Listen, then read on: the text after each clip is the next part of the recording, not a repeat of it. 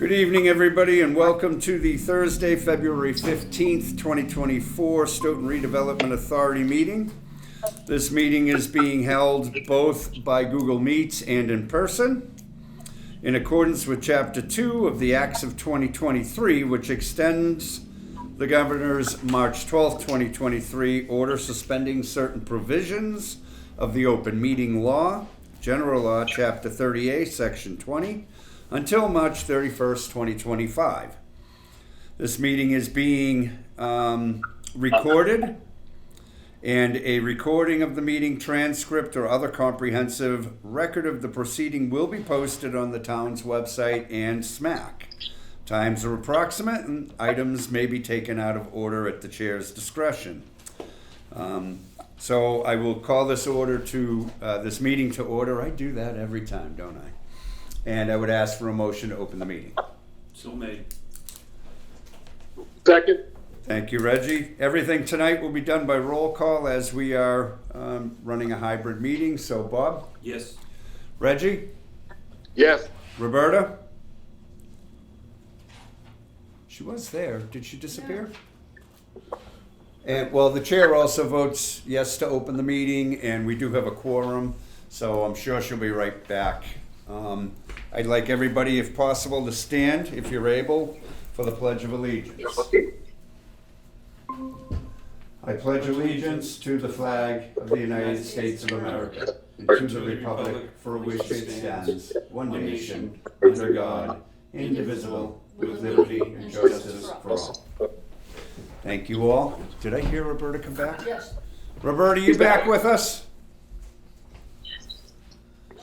I appear, you guys even hear me? I can hear you now, yes. You're a little rocky. It was weird because every time I tried to put the microphone on, it would look guys. So I had to keep on rejoining. So I'm gonna leave the microphone on during the meeting. I'll be quiet, but I won't be able to shut it off because I'll lose you again. No problem. Thank you for that, and make sure you make a note that she joined again. She was here originally. First item of business, are there any public comments tonight? Hearing nothing. I don't have any comments from the chair at this point in time. Comments from the members? Bob?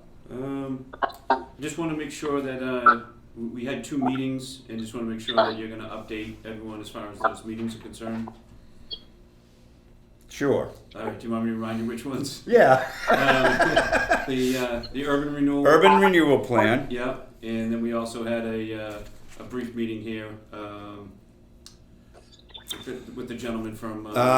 Yeah, I'm gonna hold on that one.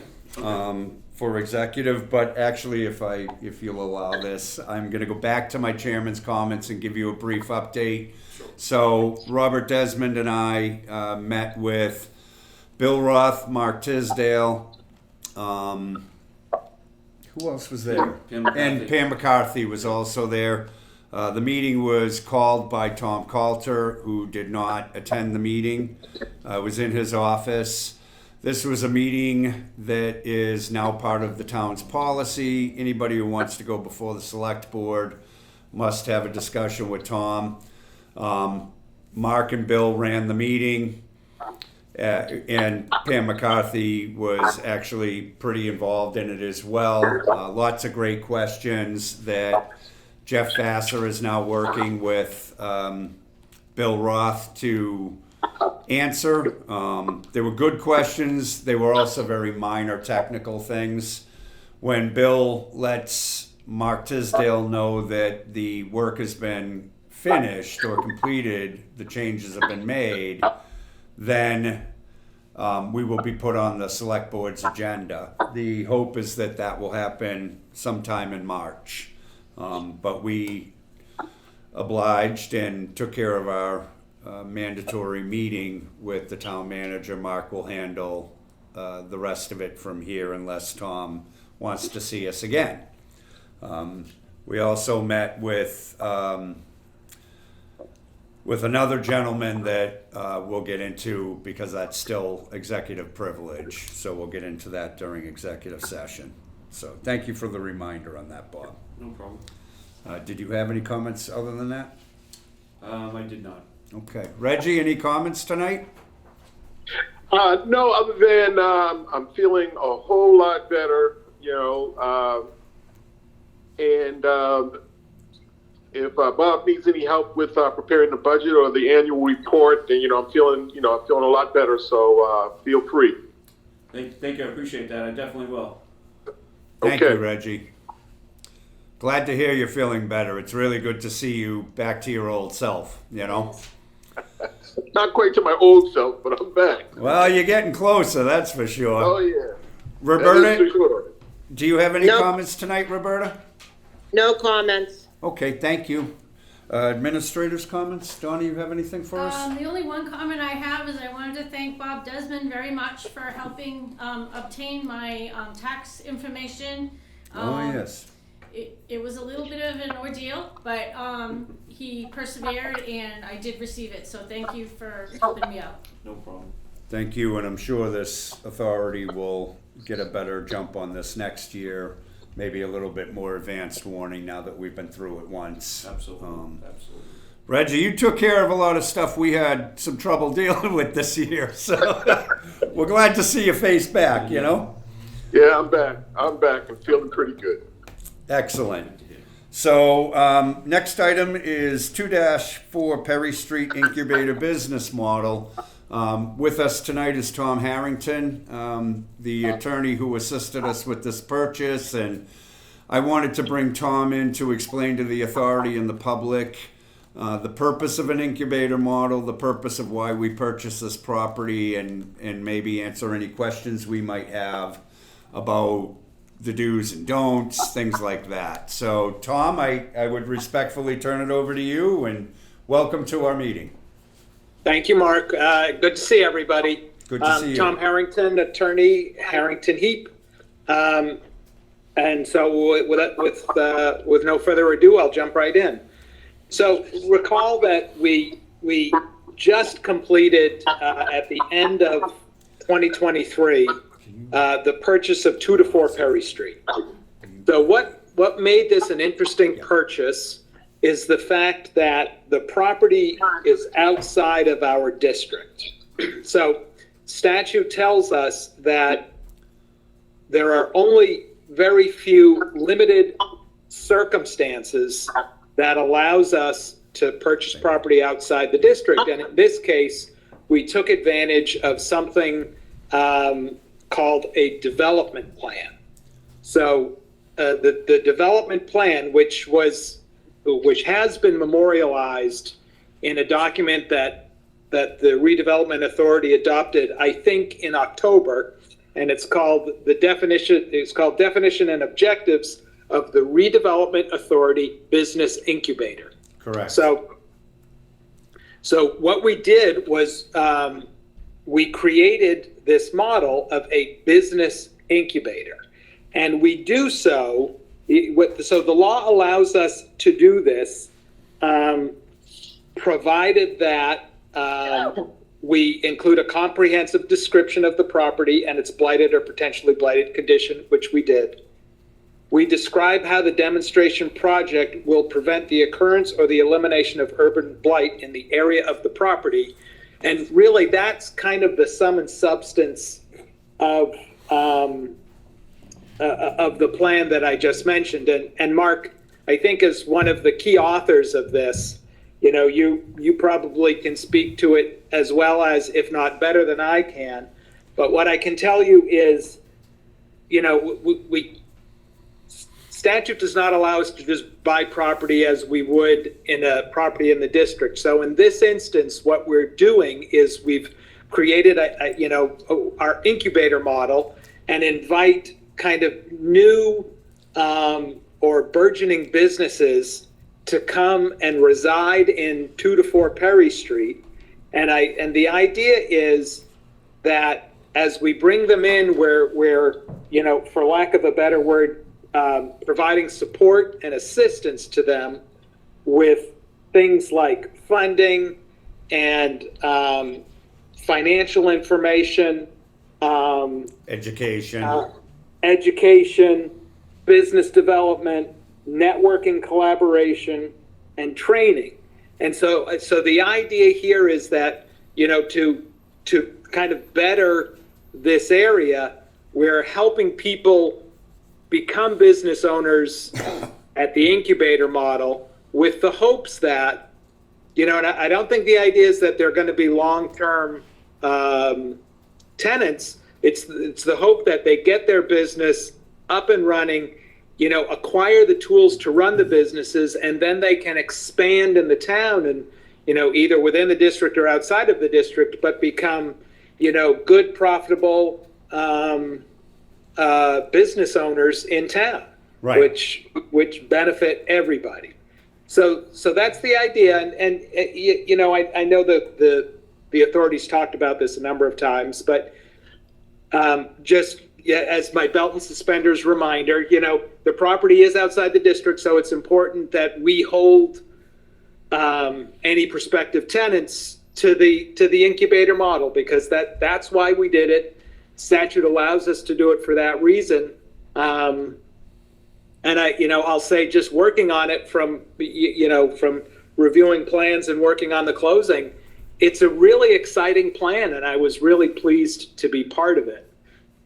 So that's kind of the overview, and I'm happy to get into more detail or answer questions. But again, I know the commissions or the authorities been through a lot. You set up the incubator model, and now I think we're going out and sharing it with the community and see who might be a good candidate to take advantage of the model we've created. Yes, so I know that Roberta has started to take the lead on interviewing people and determining who best, would be a good fit for this property.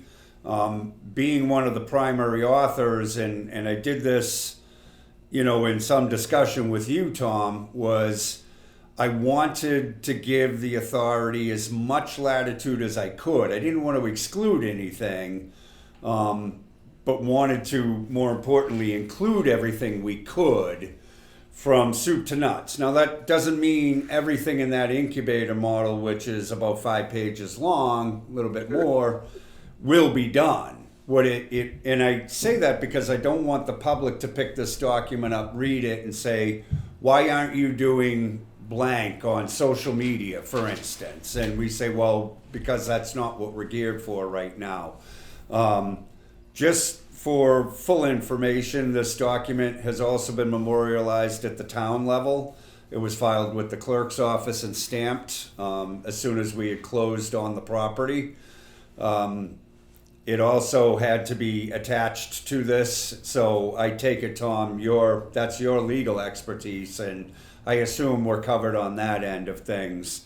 We are. Yeah. No, we've taken the right steps, and I can tell you that, you can go online and see that both Cambridge and Somerville, who also have redevelopment authorities, have also done the development model, and so you can see their plans, and quite frankly, they're working with bigger staff and more money and have a more detailed plan.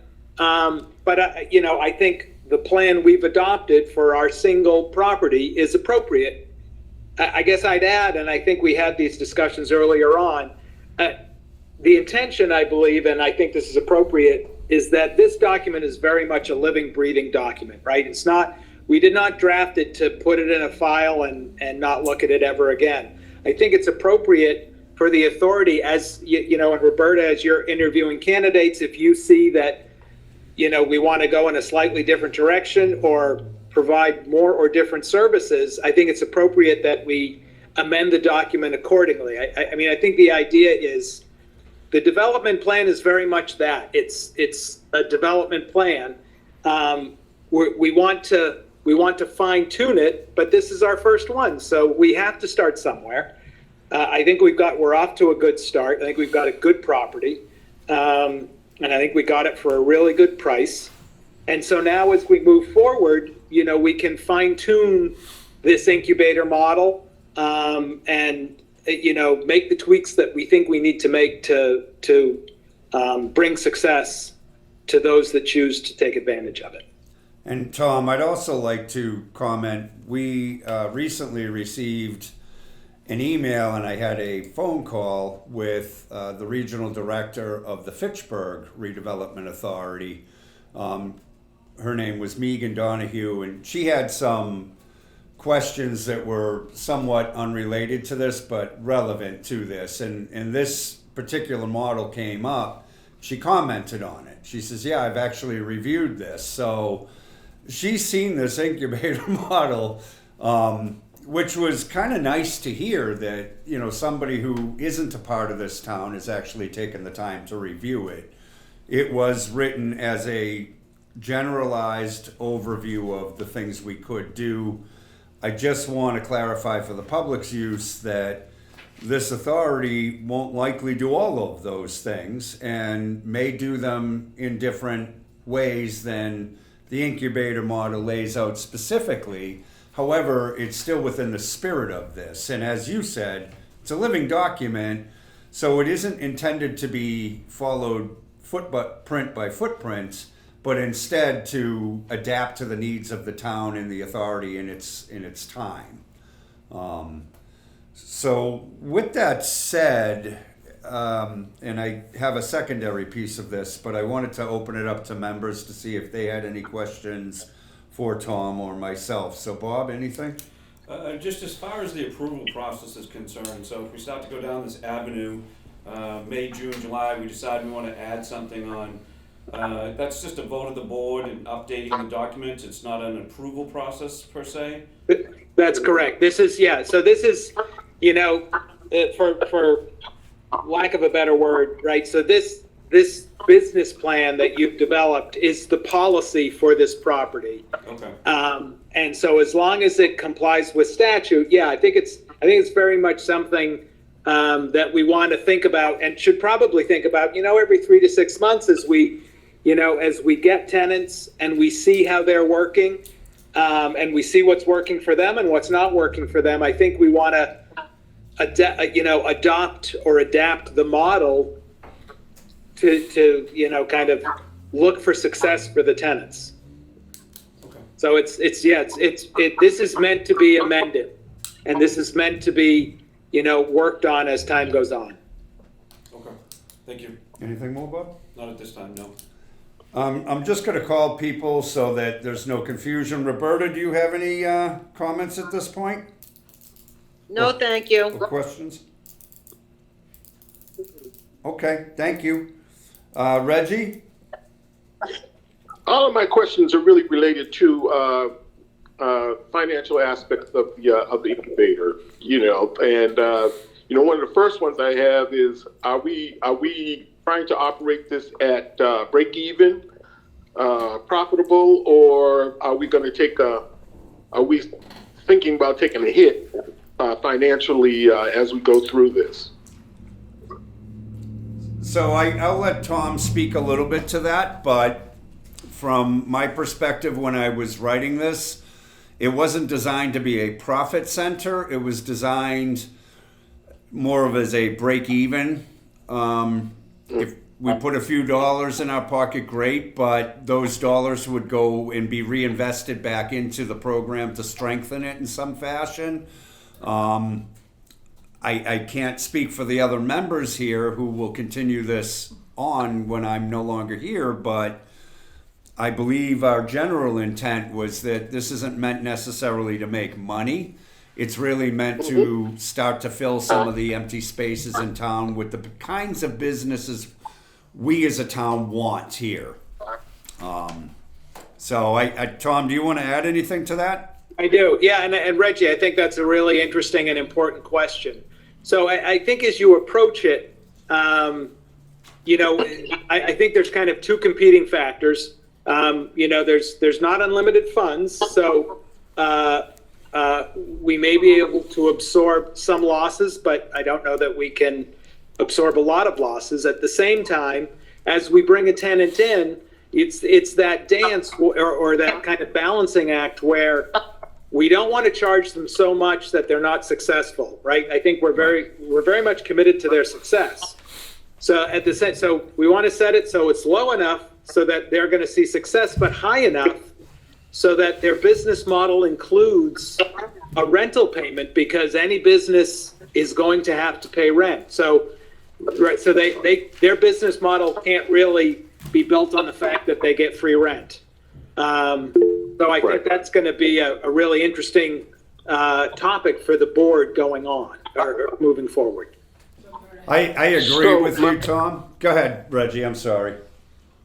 I was going to say, so my suggestion, which isn't really a question, it's a suggestion, is that we have a separate budget to really take a look at what the actual operating costs are for the incubator, and if we do take a loss, how we're able to absorb that loss out of our existing operating costs. That way, we can understand, what the costs actually are. Because I have been following somewhat, in terms of folks trying to get in a real estate tax exemption. And I don't know where we are with that, but that would be great, in terms of lowering the rent. I do believe that this is a really good model that could be used, particularly in small towns where there are a number of people that are working out of their homes and probably could benefit from having an actual location. Now, my next question is in terms of, and I've got a couple, in terms of space. Are we trying to allocate sort of 100 square feet, 200 square feet to individual entrepreneurs, or sort of are we sort of moving along and getting what we get and trying to build out what they need? So that's a really good question, Reggie, and the answer is going to be a little bit organic. The space, depending on how we choose to lay it out, could potentially house 3 to 4, maybe 5 tenants at once in the unused space. We additionally have what is currently occupied with our tenant. And if she was to move on to greener pastures per se, she was able to develop her business to the point where she required more room, then theoretically we could fit another 2 in there. I'm thinking, just looking at the spaces, 200 to 400 square feet at most per perspective, if you will. If you read the business model, you'll see that it is designed to focus on a smaller group and not a massive group per se. So yeah, I do think it's somewhat organic, and I'd like to cut up the space as little as possible, only because we as an authority will have to think about, do we want to be retrofitting this every time? Do we have an ideal number that we want to see for tenants that we can manage on site? Things like that are going to be questions that really need to be answered by the members of the authority. Right. And I think for now, my last question is really around the technical assistance that was written into the incubator model. Mm-hmm. Which I believe not only these small businesses, but most small businesses need sort of that back office support. And how do we have a plan in terms of who might be providing the technical assistance for these small businesses? So, and I'll let Tom chime in if he wants, but the short answer is no. So we have been in discussion with the town, and if the urban renewal plan comes to fruition and is approved by the select board, we will then begin the process of working with the town. And there is an appetite from the town, a desire, if you will, to provide technical assistance from the urban renewal plan standpoint. When it comes to this here, at least it was my opinion that it would be ideal to get a grant that could give us, say, 1 to 3 years of monies to handle some of that technical assistance, Reggie. If Yep. we're being realistic, I don't think it would be fair to put all of that on Donna, where that really isn't within the parameters of her job yeah, description. absolutely. So I think that's a question that the authority needs to answer, collectively. But Tom, do you have any thoughts that you'd like to take further on that? I don't have anything to add to that one. Okay. And Well, I didn't it interrupt was- you. There was nothing on the first one, was there, Tom?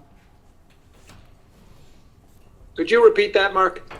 The question prior to that about the costs and having a separate budget, did you need to say anything about that? No. Okay. I think that was the right answer. Okay. Nothing So, to add.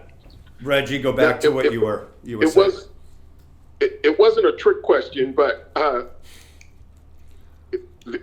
I've done some of this stuff, in I know terms you of have. coordination. And, the Small Business Administration, and I wouldn't mind, now that I'm feeling a lot better, is taking the lead, is they provide a lot of these types of technical assistance, pretty much for free. I wouldn't mind taking the lead, in terms of having those discussions, either with the Brockton office or the office on Causeway Street downtown, in terms of what might be available, either through, in person or through, technology, the Virtual. Zoom or Yep. Google. Yep. Virtual, yes, that's what I'm thinking of, because I really do believe in, helping the small entrepreneur, get through, some of these hoops that they got to get through. Most of these people are going to know how to do the service, and most of these people will not know how to actually run the business. Right. And that is all that back office support that I think that, all small businesses really need. I would be thrilled. I know you have a great deal of experience with this, Reggie. You and I have had, a good relationship over the course of the last 5 years. So I was kind of bummed when you were sick, because you're an incredible asset for the authority when it comes to this. But I'm glad to know that you're back online, and I was hopeful that you might take charge of that piece of it and assist the other members in understanding how that, can be achieved. Yeah. I actually rode by, I didn't go in, but I actually rode by the site, before the snowstorm. Yep. And, I think it's a wonderful project, and it's something that we can build on. Agreed. And we have some technical work that we have to do, minor improvements, signage, parking improvements. That's all going to come in the spring once we have a little weather. But if you're satisfied for the moment, Reggie, I want to recognize Roberta, who's been very patient and waiting. Yes, I'm satisfied now, yes. Thank you. Roberta? Yeah, I have a different take on this project, and I think I've voiced it. Unfortunately, Reggie, I haven't communicated it with you. But I looked at this property as more of a retail for multiple vendors and more just table space. And to collaborate with these individuals, and I'll use that if you sell honey, you crochet pocketbooks, or whatever you do, our helping with them would be helping them with Facebook online, using a Square, for credit cards on a different level, not in with this what we were at here. Dealing with the bank on if they needed a small business loan. I thought that but we have to figure out how many people, vendors we can put in this place, and work collaboratively with these vendors to see, like I know one of the things was like the rent. I want to keep this rent very minimal and I want these vendors to share in the operation of running this space, that you're not in there however many days we can be open. I mean, this is all going to be questioned on how many people we get in there. I mean, we just had an issue with the snow plowing. We didn't realize that the tenant didn't do her own plowing, so we had to do that. So there's other costs. There's costs again about the taxes. We don't know about the taxes. We don't know what the utilities are going to cost once we get it up and running. So there's a lot of factors before we worry about how to train and help people when we don't even have anybody in there yet, and we haven't figured out. Obviously, we're having different ideas of what we're putting in there, which is whatever. So we have to work on that, I guess, before I can move forward with anything else on trying to recruit people, because what am I recruiting people for if we don't know? I guess my concept is different than what has been spoken. So I'm kind of at a loss at this point to know what our next step is. So Roberta, you and I have had this conversation, and Tom has also had this conversation with yourself and myself. Tom, could you perhaps chime in briefly on, what is allowable, what isn't? Is what Roberta's speaking about something that could happen here? And if so, how would that look? Yeah, sure. And I do think we have flexibility, and I think the idea of little spaces to rent, Roberta, I think you used the term tables. I think that's okay. I think it's important that again, we bought property outside the district, and what allows us to buy the property outside the district is the idea that we're, and I'll use the term demonstration plan because that's the term in the statute. Right. We're trying to come up with a new way of growing the town and assisting, our, kind of young or small entrepreneurs to grow into bigger spaces in the town. So I think, I think the things kind of go hand in hand. I think the idea that you want to let the honey seller sell honey is okay, but I think we can't lose sight of the fact that we're doing that to allow this person to kind of grow their business, and we're there to offer assistance to grow their business as they move forward. And it's I think the idea that we're just going to rent tables and do that and only that kind of for the next 10 years is not really true to the demonstration plan. But I think the idea that, if we use that model and we use it to help people build businesses a little bit from there, it's an appropriate use of the model. Have I made the distinction clear?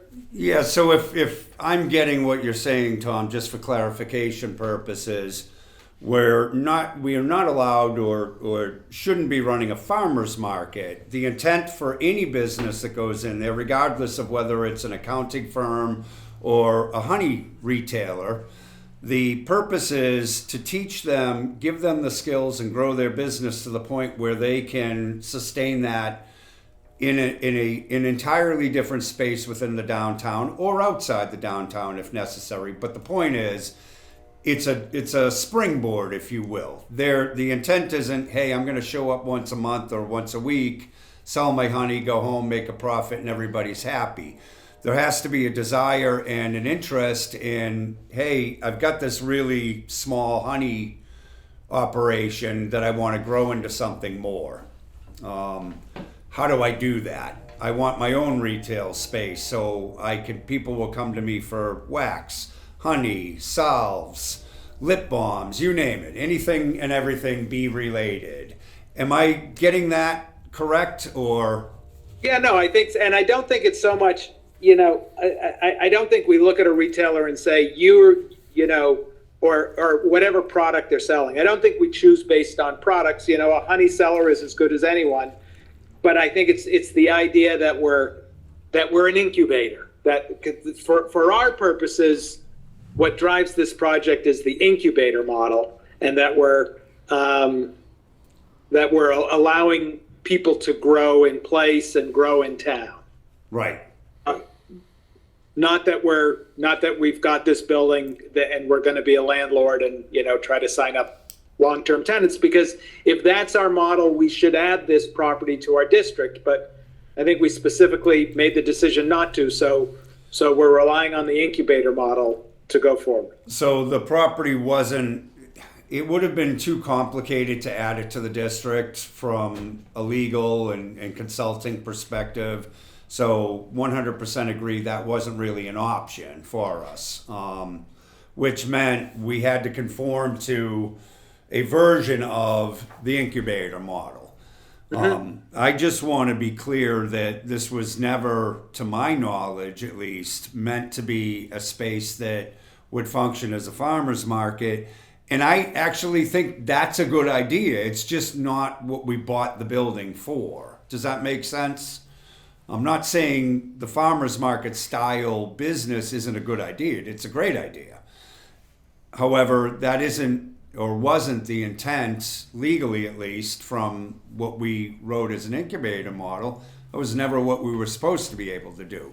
Now, can we do 15 businesses? Maybe, if we break it up into cubicle style tables. And that's really a question for the authority as a whole. How many people are you able and willing to handle? The only other part of this that concerns me is, the building cost us money. Yes, we paid cash for it, but we've got to recuperate that cash. So we can look at this as that recuperation time of 10 years, 15 years, or 30 years. But it has to have a payback in the sense that otherwise, or maybe it doesn't, but you have to all agree that we're okay taking a heavy hit. So maybe that's the better way to state this. And to what Reggie said earlier, is this something we want to bleed every month or not? Or do we want to break even? So those are some of my concerns / comments on that. Roberta, did you have anything more that you wanted to say about that? Or is that clearer or less confusing or more confusing?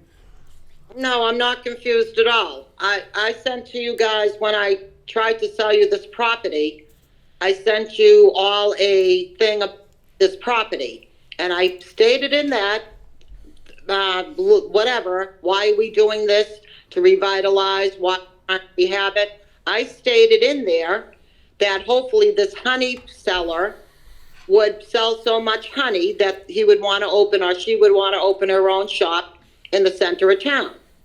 I never said that I wanted to have, hopefully that these people would stay in there forever.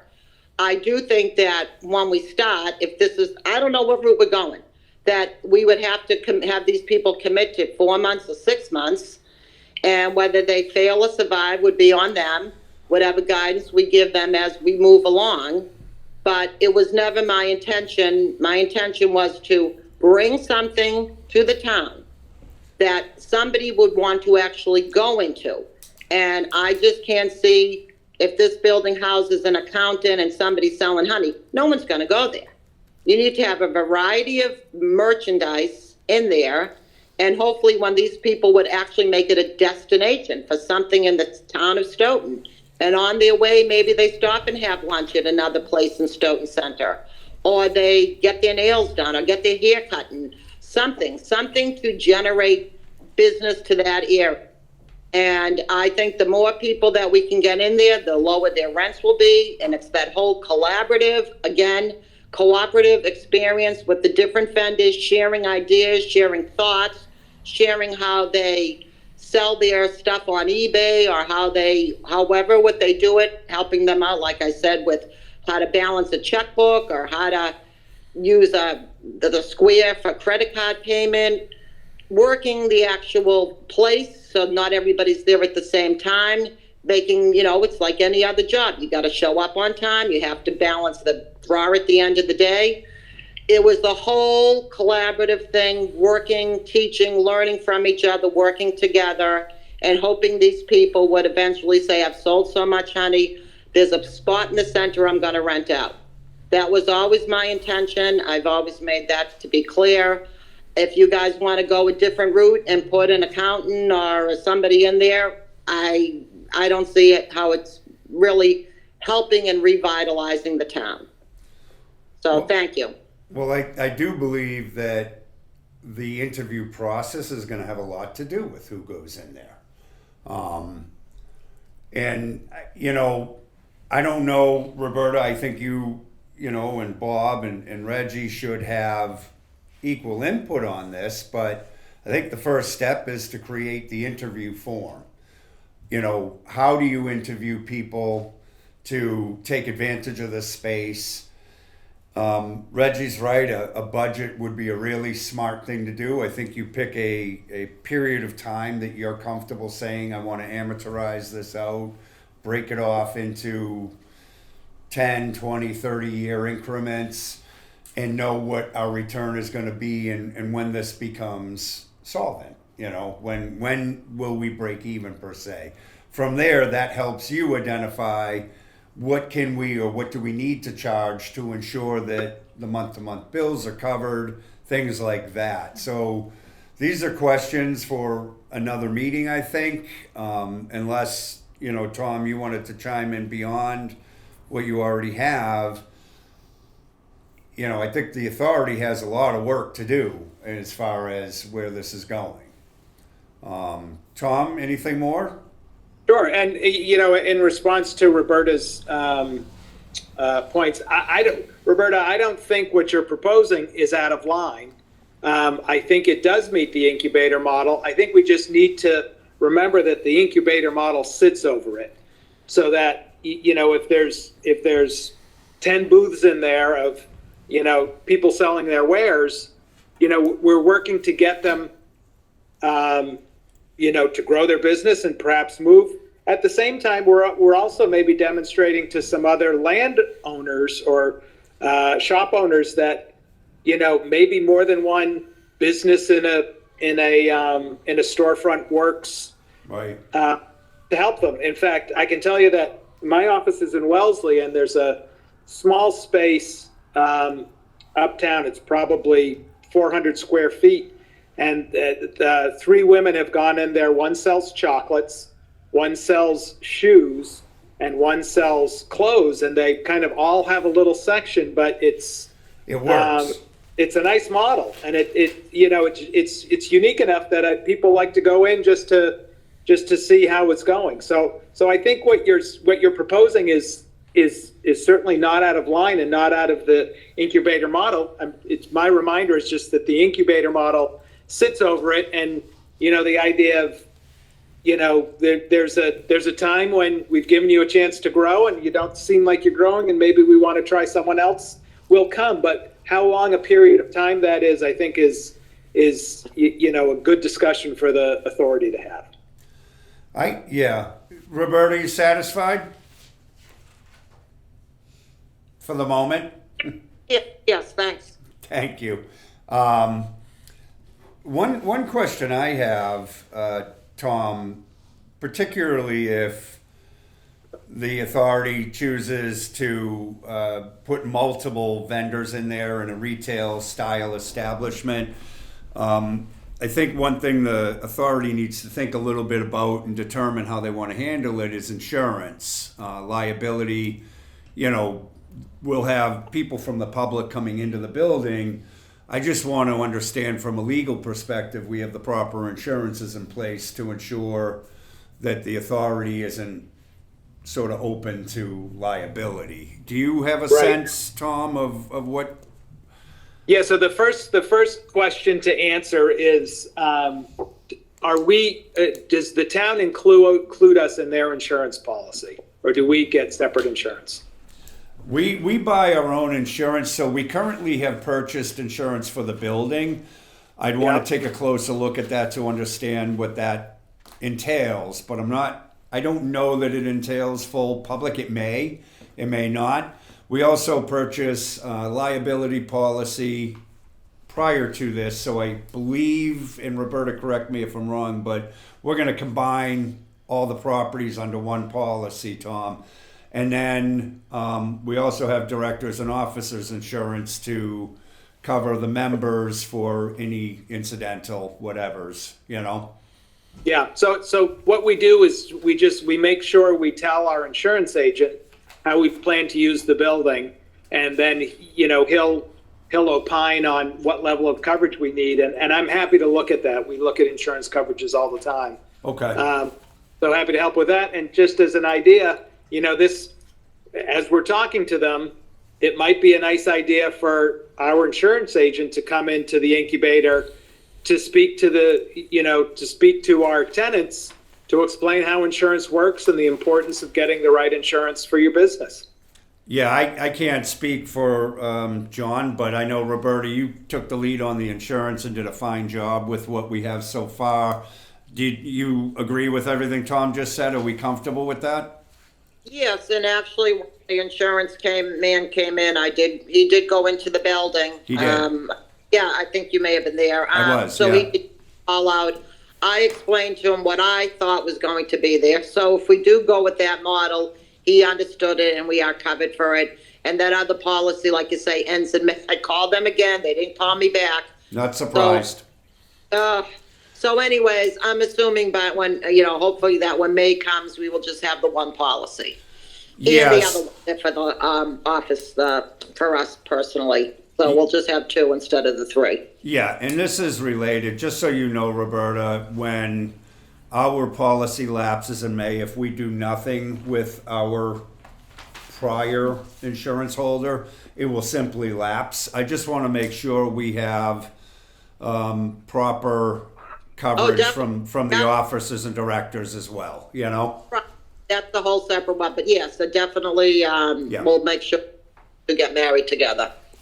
Excellent. Thank you, Roberta. Now, my understanding in terms of the insurance is that are we insuring the building ourselves, because it's ours? We have to, yes. Will the individual potential retailers, will they need to be able to get insurance, for their particular business? Will they or could they? Well, I'm thinking it's sort of like in a condominium association, where the condominium association, they take care of the building, but sort of the inside of the building or their, that particular space. Yeah. Someone wants to break into the building and, steal the honey or whatever it might be, that they have their own policy for that. It's certainly, we should discuss that. And I think we should compare what we have and take the opinion of our counsel to determine whether or not that's necessary or he feels that our insurance is sufficient. I agree, it's a fair question, Reg, and one that needs to be looked at. Should probably be put on our next meeting, all of this to, in the meantime, between now and our next meeting, I think we need to sort of put our ideas on paper so that we all understand what we'll be talking about in March. Yes, Roberta? Yeah, I would think of anything else. If you're renting to somebody, it's up to them. They know that the contents are not insured. If they want to insure their honey, that would be up to them. I don't know if we would have to make it a requirement. I guess that would be a discussion for the board. Yeah. I think that you may get people who are selling honey that are not going to want to take up a pricey insurance policy they're not going to get rich off their honey. So, I think it's up to the individual vendors, whether they choose to have insurance or not. I don't know if we have to force them to require it. I don't know how well that will go over. But that's something I guess we need to discuss. Agreed. I'd offer two comments on that. I think one is we should talk to our insurance agent. He knows what's going in there. We should say, would our coverage cover whoever's doing business in there? I think that's one. And I think then the second part is we'll want these people to sign, some sort of a lease agreement or, use agreement. And in that, I think we should spell out for them, here's what our insurance covers and here's the risk you're taking on. Agreed. Should you choose to set up. Yep. Yeah, and I don't know if this is allowable, but if we have a policy that would cover theft, damage, that sort of thing, do we want to, have them pay a small portion toward that insurance to cover their items?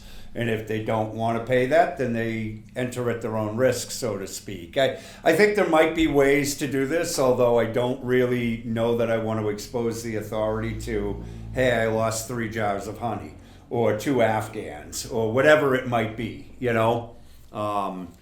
or, the power went out and I lost a freezer full of ice cream. Well, that's a problem. Now, they can't make food there, but they can certainly bring things in to sell as long as they're coming out of facilities that are certified to make those foods. So those are all things that we really have to take a look at. I'm not sure the authority would be comfortable, but that's a collective thing, as Roberta said. So I think that's good topic for our next meeting as well, Donna. These are some of the things we need to work out.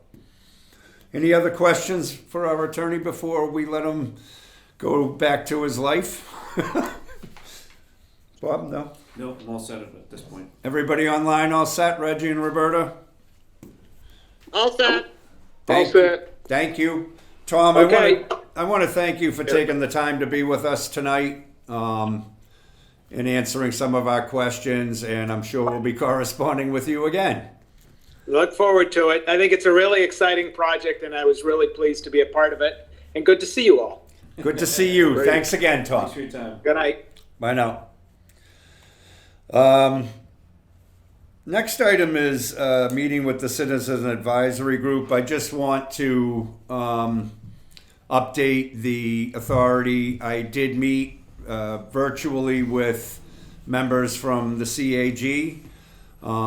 Some of the questions I asked them were, what do you like about the incubator model? Was there anything we missed? Was there anything you struggled with? The members were all very positive in their responses. They liked the way the incubator model was written. A couple of them did question, are you guys going to be doing all of these things? And I said, no, it's more of an organic thing, but we wanted to cover all bases. I think, when we wrote this, the intent was to adapt to the needs of our applicants that we intend on bringing in, and not focus on the entire plan because we don't have that kind of staff. So as far as technical assistance, Reggie, I'm still very much in favor of providing some of that. I think as an authority, though, we should collectively decide what kind of tenants are going in there first and foremost. So one thing that I took away from the Citizen Advisory Group that really stuck out for me is they were interested in seeing businesses that were family friendly.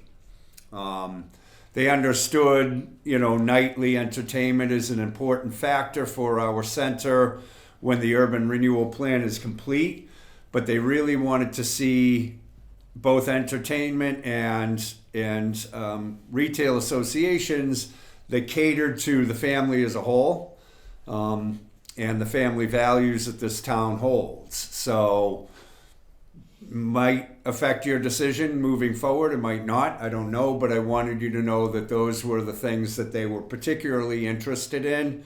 There was far less concern for bars, and even restaurants were not high on the priority list of the CAG. However, family entertainment and family-friendly retail establishments were high on their priority list. So food for thought moving forward. I told them that, the authority should reach out to them again in the next, couple of months and get any further information from them that they have to offer, or once we have the process together as to how you're going to accept applicants, then have that discussion with them. They're eager to be a part of this conversation. They're a pretty diverse group of people, meaning they have a lot of different talents in a lot of different areas. When I mentioned the possibility of would they be willing to assist in some of the educational parts of the incubator model, there was an interest in doing so, but I think you'd have to have a specific task in mind to present to them. So you have a good team of people there at the CAG that are really underutilized right now. And, you know, as an outgoing guy, I'm saying utilize them, you know? That's my update on that. Was there any comments on that before I move on? Hearing nothing. I'm good. Perry Street purchase, we have renovations. We'll identify that first. I think it might be premature, but I would like to hear from all the members as to what their thoughts are on renovations. I know we have some immediate needs. I'll start with you because you're in the room. Anything on renovations at this point, Bob? No, I think we've gotten one estimate as far as some of the things that we're thinking about doing. That's correct. Obviously, you know, probably try to get another one or two just to kind of get a feel for it, maybe recommendations as far as what we're thinking. But no, not other than that, just to make sure that we're, you know, dotting the i's and crossing the t's. So we, just for full transparency, Roberta worked on this particular piece as well. Did a wonderful job in getting a quote quickly. Her and I both had conversations with Fran Brutiniti, our town procurement officer. And if the expenditure is under 10,000, Roberta, am I right on that number? Yes, you are. Thank you. Then we're not required by law to do anything other than practice better business practices. I 100% agree with you, Bob. We need at least one other quote from people, preferably two, but we're not under any obligation to take the low bid, although it may be prudent for the authority to do so. We're under no obligation as long as it's under $10,000. I, you know, won't speak to, you know, the current bid we have because I don't want to give anybody an unfair advantage, but I was certainly comfortable with the thoroughness, how's that? Yeah. Of what we've received to date.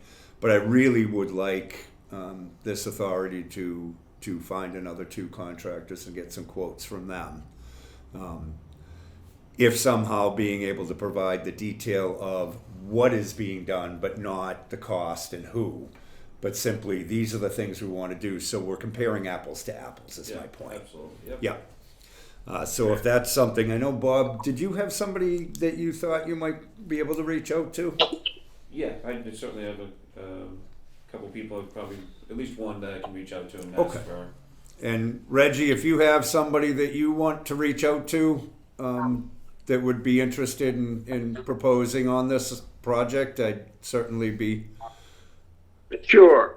Can you give me an idea of sort of the top 3 renovations that need to occur?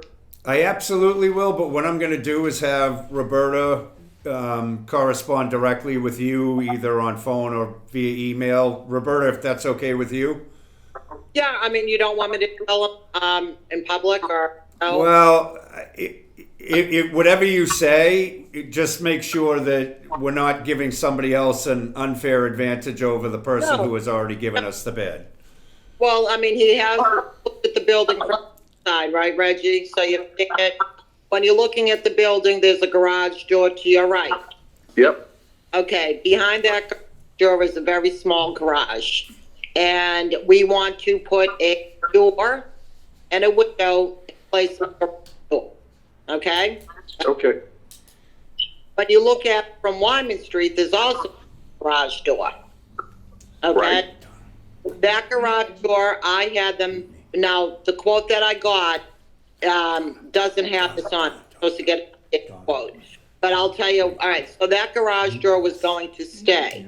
But when you open that garage door, there is a ramp. So you could take your vehicle and drive it up and you know, on flat ground. But what we want to do is we want to get rid of that ramp. We want to make, call it a staging. Made out of wood. So it will be all level. So that whole big back, I'm going to call it, will be level. And basically that's, and then we have another floor, sorry, on the Perry Street side. When you're looking at that garage door, there's another door to the left. Okay. was a You steel can unmute door. this. Go ahead. That's rotting, and that door was gonna be replaced. Okay, So we were gonna have staging, a new exterior door with the one that's rotting, and the garage door is gonna be replaced with a door and a window. So those are the main things for now. And moving forward, we will have to have the interior painted, but that wasn't part of this thing, just doing construction work. And obviously, stuff done outside, like Mark said earlier. But just to get things rolling, we have to stop. So Yeah. huge project, but it's something that we definitely need to have done before we can put anybody in that building. so it And- doesn't seem like there's anything that needs to be done to put the building in compliance. It just seems like they really are just renovations. The Correct. renovations. Actually, when the insurance guy came, he looked around, said everything was fine. Good. Insurance adjusted, it wouldn't have to come by. He checked everything out really good, which was good. I'm glad he came by to look at. Yes.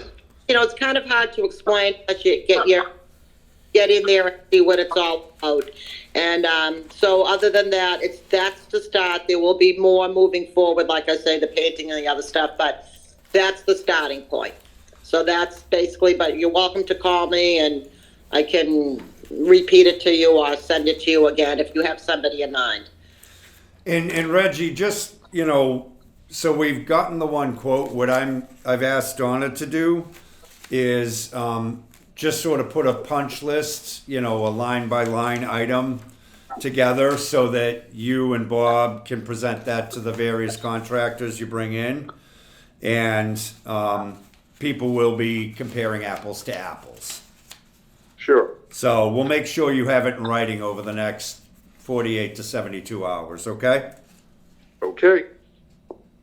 Awesome, thank you. Any other, God, where am I? Any other questions or comments on the renovations part of things? Hearing nothing. Item B is parking on property.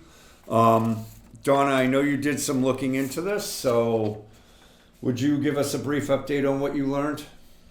Sure. I contacted Sherm's Towing, and they do not do contracts with people. They go to tow the car and have a member of the authorities sign a piece of paper authorizing the tow. It can even be pre-signed before the tow occurs. And then the owner is notified and goes down and pays for the car to get out of storage. To release the car. So in other words, all we have to do is sign the paperwork with the tow company and they'll handle it from there. We do need to put signage up, and am I correct that the tow company provides the signage? I asked them if they could provide the signage, and he said, yeah, I guess I could.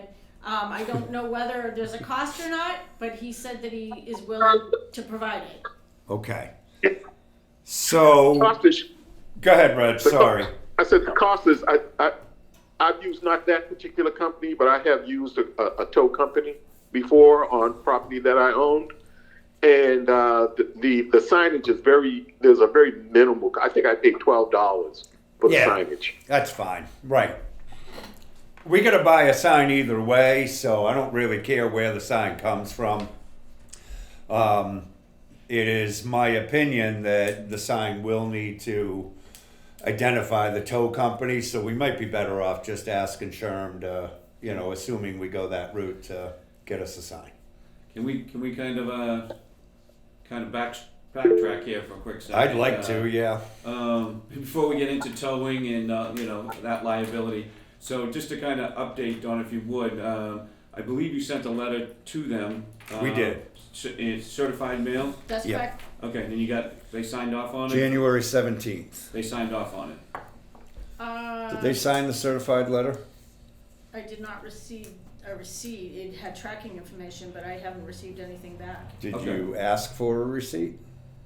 I sent it certified. Okay. It's So in do the we- packet.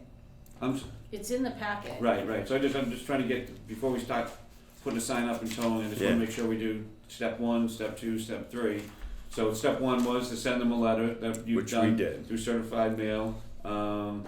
You have the receipt in the packet, I saw that, so. Right, I don't think I required a signature. Okay, so that's step number 1.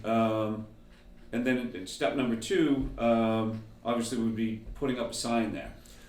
We should put up a sign. Right. No ifs, ands, or buts about Right. that. Right, and so I think Roberta's on the line here as well, and I you know, we can certainly purchase one, and then obviously, you know, we just want to make sure that, you know, if you know, as far as where we put it, you know, checking with the town as far as okay, how far from the building, you know, and just make sure that we're in accordance with that, because we obviously don't want to step on someone else's property, or you know, just trying Particularly where we're dealing with this. Correct. Right. So I just want to make sure we're dotting the i's and crossing the t's before we even get to the next step. As far as you know, we sent them a letter, we put up a sign, And Roberta spoke to them.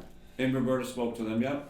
Yep. So you know, as long as that's all documented, then you know, obviously, step 1, step 2, step 3. Now step 4 is you know, if and when we come into that type of predicament, then you can take the appropriate action. So I just want to make sure that we're just following the guidelines and you know and making sure that we're communicating that with them as well. And I agree with you. I do not believe we have the ability to put a sign in rationally until the spring and the ground's a bit softer, so it's not a huge like has to happen today. Correct. Yeah. However, before Roberta speaks, putting up a sign doesn't tell Sherms just drive by and tow anybody who's there. Right. We still have to call Sherms and say we want the vehicle towed. So, and that's a little bit of a separate conversation. But Roberta, chime in. You're muted, Roberta. Yep, no, okay. Yes, because there are, as far as I know, there are 2 vehicles. It's the truck and there's a car that straddles their property and our property. So, what I'm getting at is, yeah, we don't want to tow the hair salon's car for some day he's not there and she pulls in. You know, we don't want her car being towed. So we have to, I think I may actually have a picture with the license plate on it, or maybe somebody else does too, but we have to make sure we'd be towing the right people. And somebody has to say that they're gonna go get the sign at Home Depot, at Staples or something, because we told this person February 1st, and now we're crying wolf because the vehicle hasn't been towed. So and I don't disagree with you, Roberta. We did put a date on that, although I felt doing anything before the spring was probably going to be difficult. The sign has to be put in, and I think that's your first step. I think it makes a lot more, I think by law, I'm not positive, but I believe by law, whoever tows the vehicle has to make the owner aware, and the way to do that is to have their name and phone number on the sign. It's certainly the way I've always seen it done. Reggie, you've had some experience. Do you generally agree with that? Yeah, before you can tow the car off the lot, you do have to have a sign up for 24 hours. Yep. And the sign has to include the telephone number of the tow company, and it also has to indicate that the owner of the vehicle will have to pay for the storage in the tow. Correct. You know, I was just down at Sherm's the other day.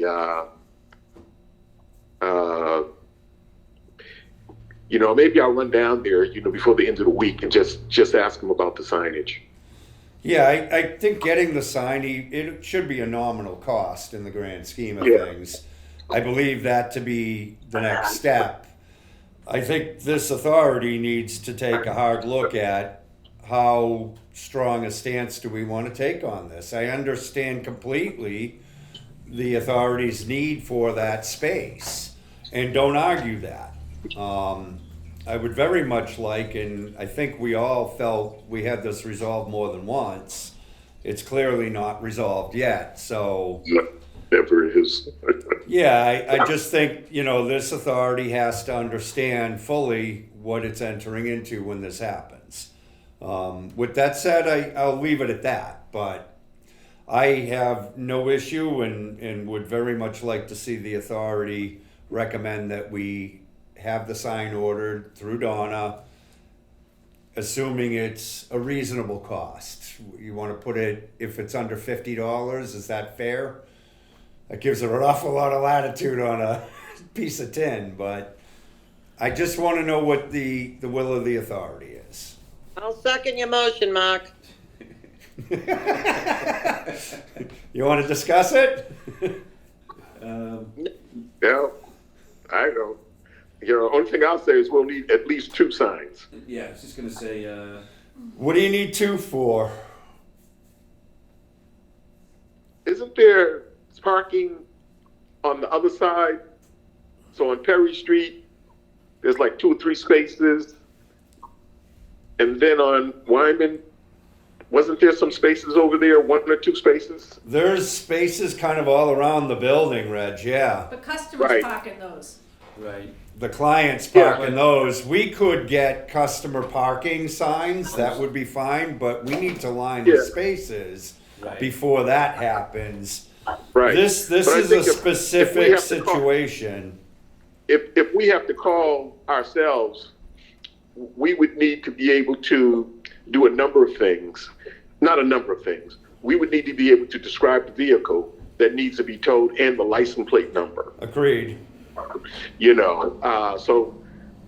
So that, if I happen to be down there and I'm there all day and I got my car there, Sherm just doesn't ride by and go, oops, got a tow. No, I believe we have to inform them that there's a Right. car parked illegally. yeah, we have to initiate. Yeah.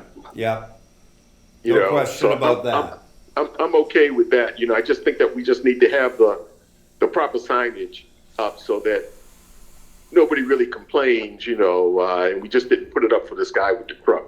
So I would make the suggestion that for the moment, let's address the one item. And that is the no parking sign that we need and car will be towed at owner's expense. Let's address the one problem we have now. Come the spring, we need to line it, Reg, and then put up appropriate customer parking signage so that people aren't just parking anywhere because they don't understand that there's a better way. We want to sort of direct them as to where we want them to park. Right. And this particular space alleviates an employee parking space, which opens up a handicap space that we're actually in need of. So we just sort of want to make sure all those pieces are in place. But when it comes to this particular space, and I don't want to spend a ton more time on this, but we need the signage up before we can do anything. We've already That's sent right. a letter saying we plan on doing something, and it certainly seems like there's a willingness to ignore that letter and test the theory. So with that said, the motion is that we allow Donna to spend up to $50 for the purchase of a sign from the tow company that properly lays out how vehicles will be towed at the owner's expense. That was seconded. Did you have a further comment, Bob? No, I'm good. Okay. So if there's I'm no, good. go ahead, Reggie, you all right? I'm good. Okay. So if there's nothing further, I'm gonna take the vote, by roll call. Rob? Yes. Reg? Yes. Roberta? Yes. And the chair votes yes. So let's get the sign. We'll see if we can dig a hole and get it in, and we'll take it from there. Moving on. Finance review. Bob, you're up. All right, so, number 7A, I left a message and I haven't heard back from the town. You have not? Is that what you said? Yeah, I have not. I know Trish was looking into the status, so I think they're looking on their side. I can follow up with them tomorrow, maybe either stop in or send an email. But yeah, that's something we definitely want to get resolved and get a final determination. And a big part of that, Bob, is if we are able to receive a tax exemption on this, that allows us to spend more money or put more dollars into what we're here to do and what this was purchased for. So it's really a matter of the town's willingness to aid and assist us with that. Okay. Continue, sorry. It's okay. No, with that being said, I'm just thinking now that I should check with them again because that tax bill, I believe, came out February 1st. So probably want to look into that a little bit deeper, make sure that that's up to date. Mm-hmm. The annual report, I haven't really got a chance to look at it, but seeing Reggie's here and he's offering his help, I'm certainly going to reach out to him. Maybe one day next week we can get together, maybe do a Zoom call and kind of review that and get me up to speed. I did speak with the firm that did it for us last year. Her name I forget, to tell you the truth. Janice? Maybe it was Janice. She It was was okay. Acacia, right? I don't want to say, so I just Yeah, That's the firm, yeah. yeah, I just spoke with someone at the firm, and so yeah, definitely wanted to review that with you and get up to speed as far as that's concerned. So that would be Yeah. Not a Right. problem. A lot of it I have in a template. yeah. So not a problem at all, Bob. Okay. Reggie, what would the best way to have Bob communicate with you be? Do you prefer email, phone, Zoom? Email is really good. Okay. Next week, I'm really free, so I don't know Bob, what your schedule looks like. Well, yeah. Let's have a conversation offline, and maybe we can even meet here and Sure. print some stuff out and review it and go from there. Yeah, I just wanted to You know, identify the best way for you to communicate Yeah. with each I other. kind of have it down pat, so it won't be really difficult. It's just a few documents that I just need to take a look at. Okay. I can put something together for you to review. Perfect. The one thing I would like to, I'm sorry. Yeah, no, I'm okay. So we don't officially, we're running basically off of the projected budget you provided us last year, Reggie. So to ratify a budget here from the authority for this year is important, especially where we've received word that we'll be getting an application for our grant program. Yeah. And I Right. don't know that I'm comfortable moving forward offering a grant to anybody until we have an approved budget. So I'd love to be able to see that budget ratified at our March meeting, which is not that far away. So, It's funny you said that. This afternoon, I took a look at that projected budget, yeah, and if I could ask Donna to meet me for 45 minutes or so next week, I think I'm more than positive I can have something for Bob to review and present at the March meeting. okay. Donna, you able to work into the schedule? Would you email Reggie Yep. and take care of that? Thank you for that offer, Reggie. And yeah, it's important. We're going to run into some trouble if we don't ratify a budget. So, yeah. Okay, I'm Yeah, sorry. I'm on it. Yep. Anything further on the annual report? No. And then the last C, we did have all the bills. We had them in PDF format. Donna was nice enough to reach back out to them. I asked if we could get them in Excel. I haven't had a time to go through each one. I did have some questions on them. So again, probably, Something we can deal with in March? yeah, definitely get some definitive answers and each location as to what the cost was associated with it as well. Okay. Roberta? So Jenny never got back to you about, any of those, spreading out, putting the budget, not the budget, the bills, separating them from the property and the other thing from Page to Perry. So she never reached out and said, this is Page Street, this is Perry Street, like she said. Donna, I thought that was clarified. Could She you? did, except we did receive one last bill, which they did, again, clump together and label general. So I did reach out again to them, and they finally separated them all, and I sent them to Bob along with the Excel spreadsheet. All right, so I have another question. So in our closing costs, I don't know if it was 1,500, 2,500 in closing costs for legal fees. Do we know what they were? What those legal fees were if we were billed separately? Because, you know, I had said to him, I want everything on that settlement sheet or that HUD, because I wanted all the expenses for Perry Street legal on closing costs. And then we end up getting other bills for Perry Street. So I'm confused if we're, you know, paying for the same thing twice. Well, it's a valid question, Roberta, and I do know that anything related to the documents should have been on that settlement sheet. However, my concern is, I know there'll be some additional because he worked with us on the incubator model and the concept initially.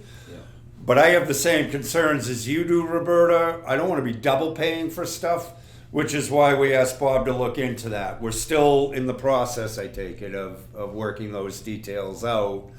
So can we, you know, I think March is the right, are we good at March? Yeah. Can we make sure that? Again, and just so you know, I mean, just looking into it briefly, there were some charges that were pertaining to Perry Street, but they weren't included in the closing cost. And wouldn't have been. Right, and so I guess we're gonna just kind of need to highlight that in the sense that, you know, they were pertaining to the Perry, that was the expense, but they definitely were not due to the closing. So that's how I'm trying to break it up now, because again, like you said, closing usually includes, you know, everything pertaining to the property. Title search, so on and so forth. Right, but there was definitely a lot of phone conversations, and, you know, whether that should have been included, that's something I'll definitely be looking into. Yeah, Roberta? Yeah, that's what needs to be looking into, because when you buy a property and you talk to the attorney about this, that, or the other thing, it's part of the closing costs. I mean, the title search is a separate item. We paid separately for that. Yep. I mean, the incubator model, we had to have that incubator model done. Now, granted, I can see that being separate, Yep. but I don't know what these closing costs were for that. And we're on the same page, Roberta. I have equal concerns.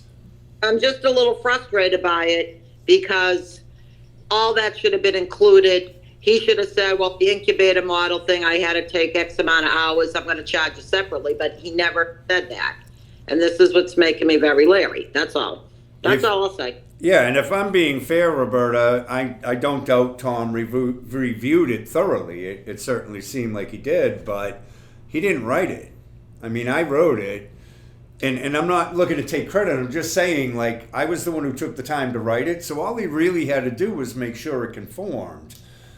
I'll give him a couple hours to do that. You know? I agree with you, Mark, but that's what I'm saying. I don't understand why all that other stuff isn't included. So we talked to me for 10 minutes here, or you 12 minutes there. That's part of the closing costs. And you and I actually kind of made a funny about that because I would talk with them and I'd call Roberta and say, hey, you got 12 minutes left. You know? And she'd laugh and say, okay, I'll talk quick. We were being very conscious about what we were doing and how we were doing it. There were some initial conversations on the phone. Right. Probably a total of 2 hours of initial conversations prior to actually entering into the agreement. And there was some legwork prior to entering into the PNS as well. But it's fairly limited. So that's why I asked you to break it out. Let's get a feel for it. We're all on the same page, Roberta, you, Reggie. Although, Reg, you weren't fully a part of this piece of it. But you are now, certainly, and can read English, so. and I agree, you know, all those charges are related to the building should be on the settlement sheet. Right. And should be able to itemize, you know, what it was that he did. He talked to Roberta for 20 minutes, talked to Mark for 20 minutes to justify whatever the final cost is. I agree with you. This was a little bit complicated because we did have to understand how we could buy the property. There required some minimal work, initial work, I should say, not minimal, but initial work. And Roberta's aware of that because she did most of that with me. We did it together. So, Roberta? Well, yeah, and even like, redoing the final settlement sheet, I think there's a couple of charges. Well, since, I called attention that you didn't have the the realtor fees on there, that was his mistake. So we got recharged to redo it, to add those 2 lines to the 2 realtors. So we got charged for that. And then there was something else because we closed later or something. There was something, so he had to redo it again. I mean, he shouldn't have done it to start with until it was ready to roll, and he should have had it completed properly with the attorney's, amounts that they were getting on it. I don't understand why we'd keep getting, whatever. I'm not saying any more about it. I've said enough. Thank you. No, and you're right, Roberta. It's why I asked Bob to sort of separate it out, which he's, in the process of doing. It took some time to get the law firm's staff to do that. Now you have all the information. It's just a matter of you going through it, correct?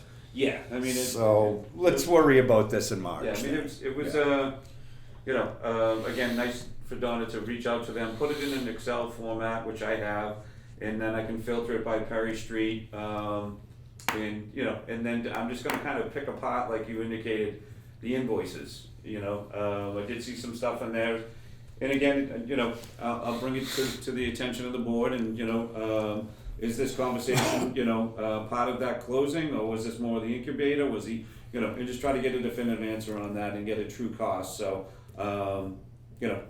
something I'm still working on, but I'll have it ready for March. And if I might, I'm gonna sort of ask the board, does anybody object to giving Bob the authorization to reach out directly to Tom and work out any questions he may have?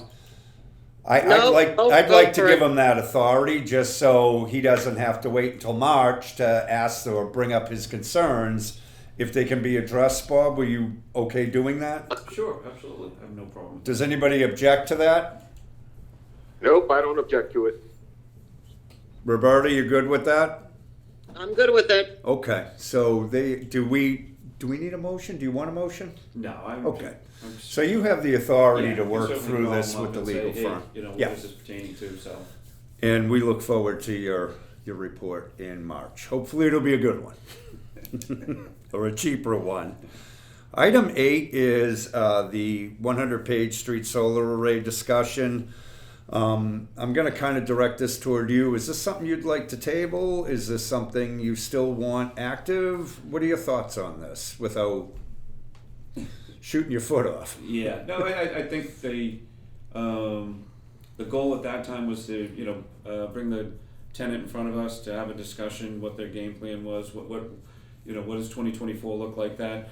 I think we've gotten the answers to some of those questions, and so yeah, Are these answers you could share publicly, or is this something you'd rather talk about in executive session? yeah, we'd rather table it for Okay. for another Table it is. Yeah.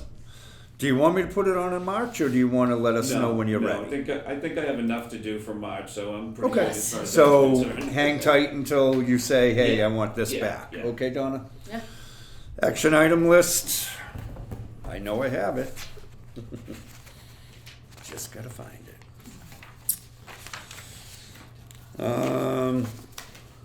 I see, Donna, you have all your tasks closed or completed. Yes. Donnie gets an A plus. Donna gets an A plus. Roberta, you had general liabilities. Are you still working on that, or have we worked that out and we'll deal with it in May? I just haven't seemed to hear back when I called, and no offense, then I forgot. I called her and she said, I'll call you back, and she didn't, and then I forgot, and it was 5:10. So I'll try her again tomorrow. I mean, I guess she didn't get back to me. I don't know what the holdup is, but at least we're insured. That's all I can say. Okay, it's just something we're gonna have to deal with by May, because our Yep. directors will run out in May, officers and directors.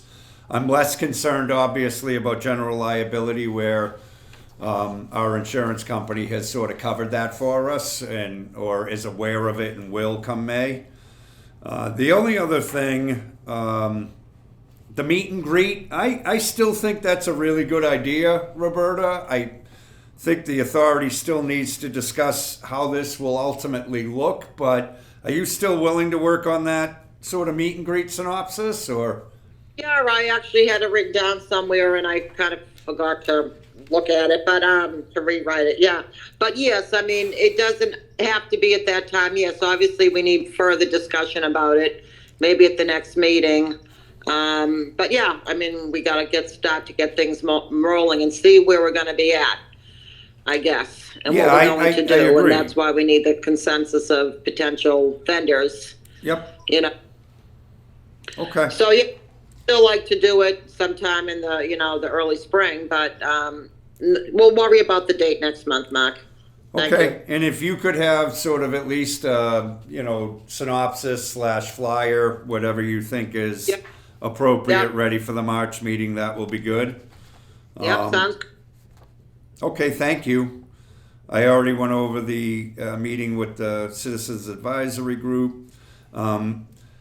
The lease templates, so I have the general, they're pretty accessible. Realtor Association provides them. I think we need to understand what we want this to look like with our current tenant and future tenants. One thing I want to make a note of is that we received a water bill. Today, did we receive it? Yes. And there was what appears to be an error. There was a $15 interest and penalty charge on the bill, but the bill was a negative balance of $19.37. Yeah, around there. Around there. 38. But 31, 38. 38, $19.38 credit, but they took 15 in penalties and interest fees. This was our first bill. So, and our settlement sheet states that we had a zero balance on the day of close. So I've asked Donna to look into whether or not this is an error, and if it isn't, why. Have them issue us a corrected bill, or at very least an email stating that it was an error. Because I don't see how you charge us interest. We received the bill today. It's due in March, and there's an interest and penalty on it, and it's a credit. So something's up. Donna's going to look into that. But I need to know or get a sense from the authority before we write a lease what that lease needs to say. And we've brought up and spoken about a lot of that tonight when we talked about the incubator model. So if I could ask the members to send me their concerns or thoughts in a brief email, I will have something that reflects those concerns and thoughts for our March meeting. Fair? Sure. Roberta? Yes, is this a lease for tenant at the hair salon? It's going to be a lease for the tenant at the hair salon, and additionally, a lease that can be adapted to the prospective new tenants that we'll be putting into the space. It's sort of, we got to get this out of the way, and this is an easy part for me. Yes. Okay, well, the tenant that's there now, that hair salon, when Bob and I met with her, she was fine being a tenant at will.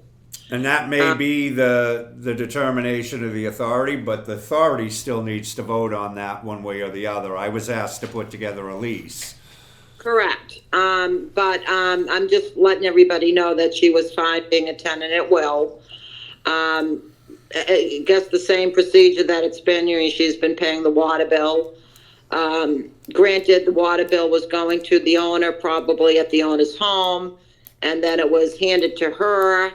And that's why I believe Donna already has the water bill coming to our office. Yes, we do. And we would have easier access to hand it to her. So I guess it's like you're saying, it's up to us whether we want to give her a lease, but I think she needs to be, told about this. Agreed. If it be the case, because My opinion is, since we really don't know all the details, I think that we should let it just ride as a tenant at will. But that's my opinion. So Thank you. Thank you. My concern for that is our water usage will change in the very near future, which means you're either going to have to figure out how you want to split that bill. You could choose to split the meters and have 2 meters, or you could choose to write a lease and work out those details within the lease. I think that's a question for the entire authority and not just 1 or 2 of us. So, Roberta, did you want to respond? Yeah, no, correct. That's like I'm saying, because we don't know what our water uses is going to be. We don't know if we're going to split the gas. So for now, that's why it was one of the reasons why I'd rather leave it as is until we really have decided what we're going to do with water, gas, etc. And then when that time comes, we can adjust and maybe set a lease at that time. But I think right now, since she's using all the water and she's, using all the gas or whatever, then I think we should leave it status quo. So what I would like to do with the permission of the rest of the authority, assuming there's no objections, this needs to go on our March agenda and those questions have to be answered. So let's commit a period of time, not an action item, but a period of time to discuss from each of the members how you want to see this happen, and we'll apply it. Is that fair? Sounds good. Okay. No objections? Hearing none, you know what you have to do, Donna? For the agenda for March? Yes. Yep, thank you. So the CPC met in February. It was intended to be a relatively short agenda. We were getting updates on various projects that we've approved or that we recommended and town meeting approved. We were able to receive all of those updates, and the long and the short of it is projects are progressing, but at a municipal level, they're a little slower than, private industry. So, but we are keeping close tabs on the money that's been approved by town meeting and how quickly it's being spent. All the projects are moving forward, some slower than others. Interesting to note, Cape and Reynolds received a very large grant, which was the hope for the dog park and community gardens. And that grant, I'm going to guesstimate the number a little because I don't remember the number off the top of my head, but it equaled somewhere north of $220,000. Awesome. That's a significant savings for the town, and that grant is being provided by the Stoughton Foundation. Rich Terry and Mark Tisdale have worked very hard, or it might be Mike Nolan, I'm sorry, at ensuring that we got that grant, and it's been a good process to date. But that is actually a very active thing. We additionally voted to ratify all the articles, motions that we have recommended to town meeting this year, and we ran into just 2 snafus. We have a $2.3 million project that's being recommended for community housing. This is for affordable senior housing. The motion we received that was put together partly by town council and partly by the program administrator at the CPC had some issues with the language that could have allowed the CPC access to funds that it wasn't entitled to. We've worked those details out, and we're having a meeting next week to ratify that. The other motion that was not voted on was our budget, and that was because we have yet to receive from the town the actuals. So we're working on that, and both of those motions should be ratified next week. Public hearings from the Finance Committee and standing committees start at the end of February, so time is of the essence on these projects, on these items. Other than that, we also managed to get a final draft of conservation restrictions, both for the active recreation at Glen Echo and the passive recreation on Atkinson Ave, which were a part of our requirements when we purchased property. And those are both successfully moving forward. Robert, we went over all of your things with the exception of the bank statements. Are you regularly sending Donna bank statements? I am. Okay, so we can take that off the action item list because that's a recurring event. Is that fair? Yes, and she reminds me. The only reason I have it there is because it's a reminder to him. Oh, then no problem. You can leave it for that purpose. Yes. But I'm not going to review it on a regular basis No. unless you tell me it's not happening. I know you have a lot on your plate. Were you able to do anything with the BSC invoices? No. Okay. No. Do you want to, how do you want to handle that? As far as. Well, we need to figure out where we're at with that. There's additional funds that were asked of us. We approved partially those additional funds. However, you and I had a meeting for the urban renewal plan, and that eliminated one piece of that. We still need our consultant Jeff Vassar for our meeting with the select board. But Okay. I want to make sure part of what we had asked from you was sort of a sense of, what have we paid and where are we? And Reggie, I don't want to overload you, but this was something you were keeping a close eye on as well prior to your illness. So if there's any input you can give Bob that might be helpful, that would be appreciated. But you haven't made any action No, on I that haven't. as of No. yet. Just looking at,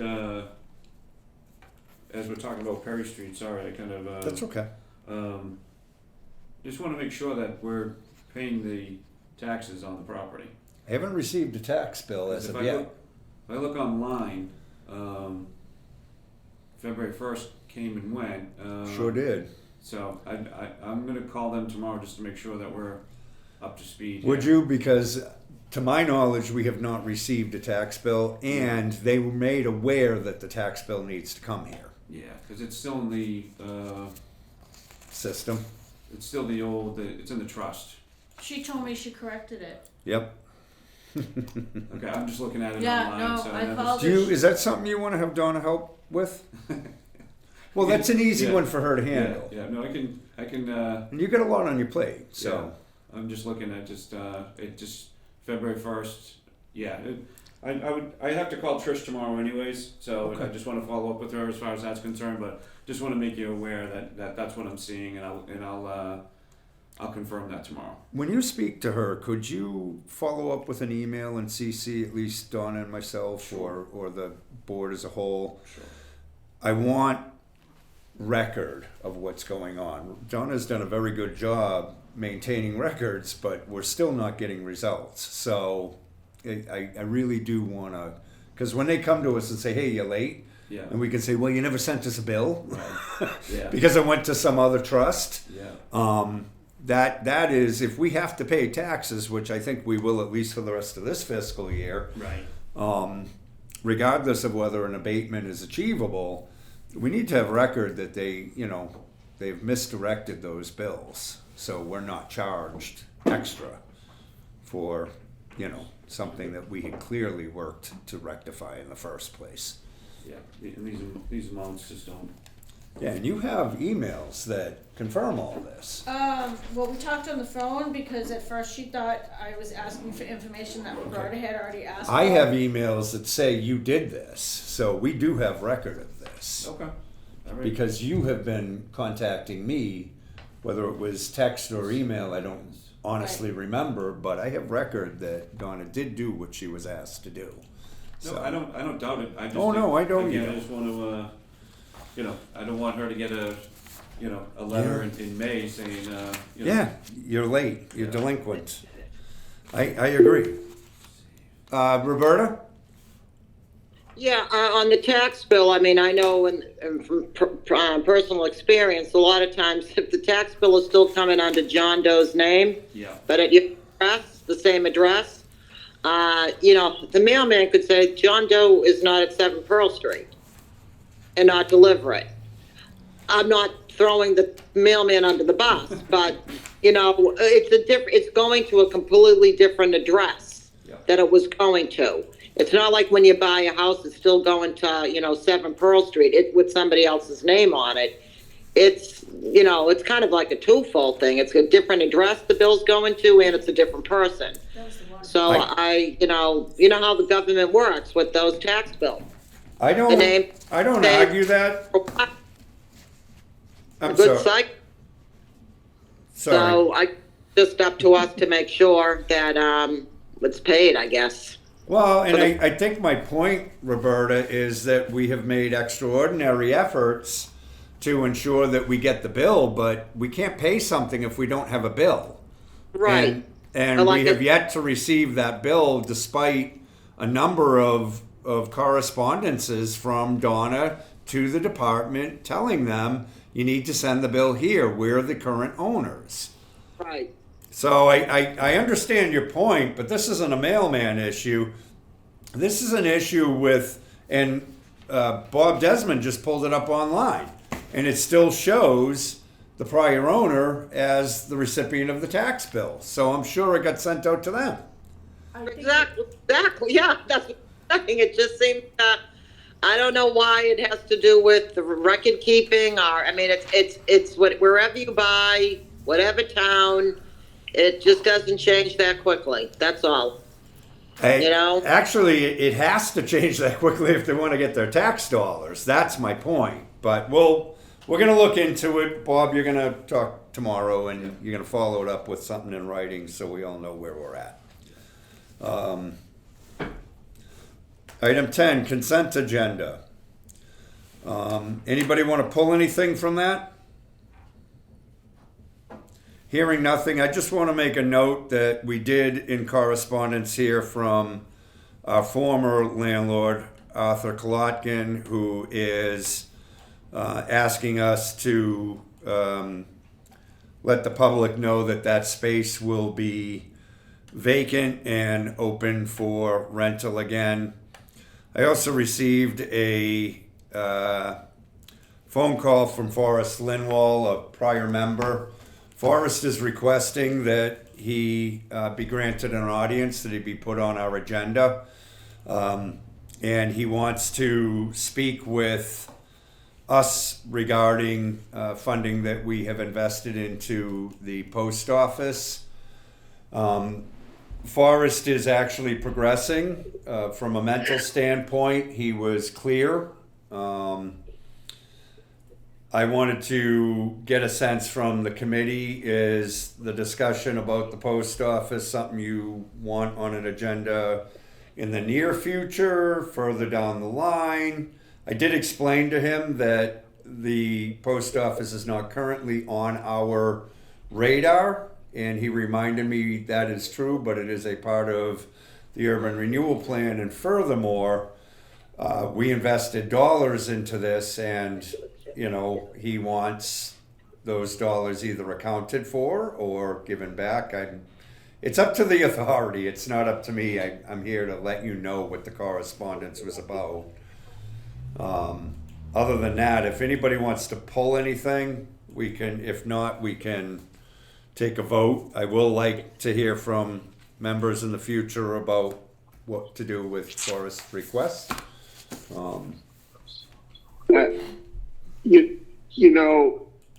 I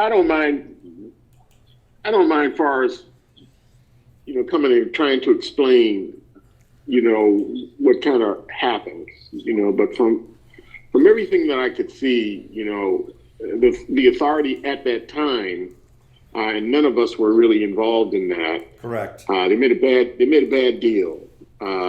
There's no documentation other than, memory, that there was $25,000, I think it was, that was given to the post office. That was non-refundable. There's no documentation on terms. That's correct. And we're already in legal disputes with Page Street. We're trying to figure out the legal stuff with Pearl Street, not Pearl Street, Perry Street. So to understand what it is great, but I'm not sure I'm willing to kind of invest any more money into the legal aspects of trying to recuperate our money from the federal government. Oh, we're not going to get any of that back. No, It was non-refundable. it most certainly was non-refundable. It was non-refundable. Yeah. It was not a good deal, but that's water under the bridge at this point. But I don't mind hearing them, but not in March. I think we got too many things that we're trying to do, in March. April or May, I'm fine with, but not in March. Can I make a suggestion? And this is really for the future board, if you will, but my suggestion would be to have a brief discussion, somebody with Pam McCarthy, who kind of led or spearheaded the negotiation discussion with the post office, and get a sense from her where this stands and whether or not at this point in time it makes sense to bring this topic up again. I don't disagree, Reggie, that from a knowledge standpoint there's no harm, but I'm not sure what fruit there is to be gained right now, and I don't want to burden a future board with something we can do nothing about. So just my thoughts for what it's worth. Yeah. I could put them off and say, hey, we'd like to pick this up in the fall, and that buys you guys some time to figure out what you want to do. Yeah, no, I'm fine with the fall or whatever. I'm pretty sure there's nothing that we can do, but if somebody brings something to our attention and they want to, I don't know what he has to say, I think, he is still a resident of Stoughton. So, He is. I don't mind hearing what he's got to say. I don't think there's anything that we're going to be able to do as a board or personally or whatever, Any thoughts so from anybody else? if you could hold them off to the fall, I'm fine with it, but it's just a listening exercise as far as I'm concerned. Understood. Bob, thoughts? Yeah, I think we got We got a lot on our plate. We got a right lot now. on our plate, so, if after the April, we want to revisit it as a board, then, we can certainly do that. Now's probably not the best time to So what? have a conversation. Let me and Roberta, your thoughts, or do you have any? Yep, I don't need a listening exercise on this. No offense, but it was something, I watched the selectmen's meeting, if this was something that was of major importance, had to do with the redevelopment authority, but I don't believe that it does, and no offense, we have enough stuff to do just to listen. Not to begrudge Forrest, he's a wealth of information, but that information, as far as I know, is not gonna help us out or get anything accomplished, so, I don't believe it's necessary. So with the authority's permission, Forrest is a resident of our town, and I respect any comments coming from residents. So with the authority's permission, I would like to reach out to Pam McCarthy, who spearheaded this initially, get her opinion as to where it stands, and then put Forrest on the sort of, we respect and have an interest in what you have to say, but it's not going to be relevant to us for X number of months. Is that an acceptable way to resolve this at this point in time? And are you okay with me doing that? Yeah, I don't have a problem with it. Okay. So if there's no Yes, you wanna- objection, You want I'm, to talk to Pam, I think that's, at least we'll be able to say we did something. There's nothing we're going to be able to do. no, I want to respect Forrest's former position I get here, it. but I don't disagree that this is really not something that the authority has bandwidth for at this time. So, and won't in the very near future. So, with your permission, I'll handle it that way, okay? Fine with it. All right. what else do we got? Oh, so we need a motion to accept the consent agenda. So made. Do I have a second? What is the consent agenda?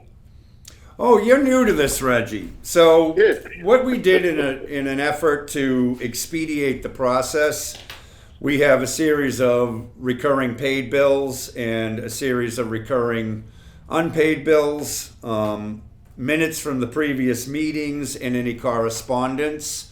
We have begun the process of approving these as a consent agenda. So you Okay. receive the consent agenda, which contains all these items, including Donna's invoice. We have been voting this as a packet. Yep. Okay. It was actually a just wondered. practice that I thought to adopt because it was taking some time, and Yeah, I agree with that. you know, this is how the select board handles their normal recurring bills. I thought it was a good idea, so I took a page from their playbook and tried it out, and so far it's worked very well. Roberta?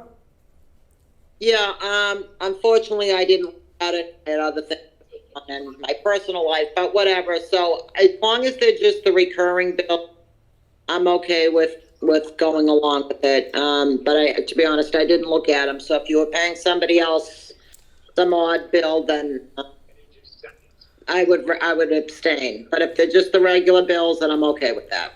They're the regular bills. If you're okay with the regular bills, you can vote on the consent agenda, but if you have not read through the minutes, No, I actually looked through the minutes. Oh, good. But Okay. Yeah, I looked through the minutes, but I just didn't. Yeah, so I will vote then. Thank you. Thank you, Roberta. Do I have a second, by the way? Second. Thank you. Any further discussion? Hearing none by roll call. Bob? Yes. Reggie? Yes. Roberta? Yes. And the chair votes yes. Thank you all. We have executive session minutes to be approved but not released from December 13th, 2023 and January 17th, 2024. Do I have a motion to accept these minutes? So made. So I need to abstain from the December meeting because I wasn't there. Understood. But January, I'm okay. Okay, so right now we have a motion to accept, correct, Bob? Yes. And Roberta, you seconded it, am I correct? Yep, that works. Okay, thank you. Reggie will note that you are abstaining from the December 13th minutes, but we will take a roll call vote on the packets. Bob? Yes. Reggie, you're voting yes on January 17th and abstaining from December 13th, is that correct? That's correct. Thank you. Roberta? Yes to both. Okay, and the chair votes yes to both. Thank you. Item 12 is our last item tonight. It is to enter into executive session to consider possible acquisition of property for the purchase, exchange, lease, or value of real property if the chairman decides that an open meeting may have a detrimental effect, which I do, on the negotiating position of the public body pursuant to Mass General Law, Chapter 30A, Section 21A6, and this is in regards to lease for 100 Page Street, Landfill, Stoughton, Mass. 02072. We will adjourn from executive session if we enter into it. Do I have a motion to enter into executive session? So made. Okay. Do I have a second? Second. Any discussion? Hearing none by roll call. Bob? Yes. Roberta? Yes. Reggie? Yes. And the chair votes yes. To the public, thank you for watching. Have a good evening. We'll see you next month. Happy belated Valentine's Day.